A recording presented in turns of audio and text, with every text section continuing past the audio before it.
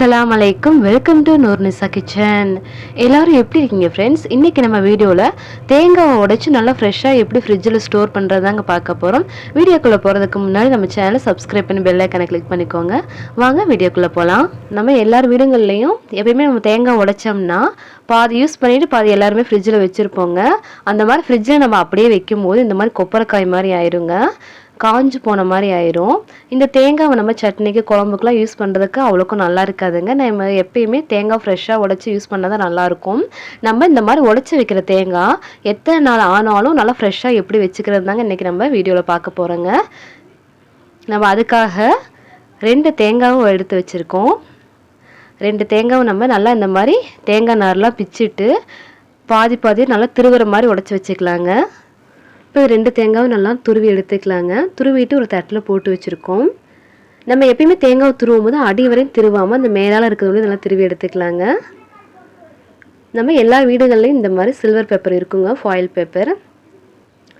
இதை நம்ம சின்ன சின்ன பீஸாக கட் பண்ணி எடுத்துக்கலாம். கட் பண்ணிவிட்டு நம்ம 1 ஸ்பூன் 1.5 ஸ்பூன் தேங்காய் துருவில் அதை சேர்த்துக்கலாங்க. தேங்காய் துருவில் சேர்த்துட்டு அதை நல்லா கவர் பண்ணிடுங்க. நம்ம இந்த மாதிரி பேப்பரில் நல்லா கவர் பண்ணி ஸ்டோர் பண்ணுறதுனால தேங்காய் நல்லா ஃப்ரெஷ்ஷாகவே இருக்குங்க. எவ்வளோ நாள் ஆனாலும் நிறமும் மாறாது, டேஸ்ட்டும் மாறாதுங்க. அப்படியே நம்ம போட்டு வைக்கிற மாதிரி இருக்கும். நம்ம ஒரு பொரியலுக்கு ஒரு சட்னிக்கெலாம் நம்ம யூஸ் பண்ணும்போது டக்குன்னு எடுத்து யூஸ் பண்ணிக்கலாங்க.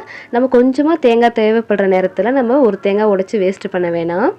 நம்ம ஃப்ரீயாக இருக்கும்போது இந்த மாதிரி தேங்காவை துருவி இந்த மாதிரி கவரில் போட்டு வச்சுக்கலாங்க. வேலைக்கு போகிறவங்களுக்குலாம் அது ரொம்பவே யூஸ்ஃபுல்லான டிப்ஸுங்க. நம்ம டக்குன்னு தேங்காய் எடுத்து யூஸ் பண்ணிக்கலாம். நம்ம இதே மாதிரி எல்லா தேங்காயும் நம்ம கவர் பண்ணி எடுத்துக்கலாங்க. நம்ம எப்பயுமே ஒரு தேங்காய் உடைச்சிட்டு பாதி யூஸ் பண்ணிவிட்டு பாதி தேங்காய் ஃப்ரிட்ஜில் அப்படியே ஸ்டோர் பண்ணாமல் இந்த மாதிரி கவரில் போட்டு ஸ்டோர் பண்ணி பாருங்கள். நல்லாவே ஃப்ரெஷ்ஷாக இருக்குங்க.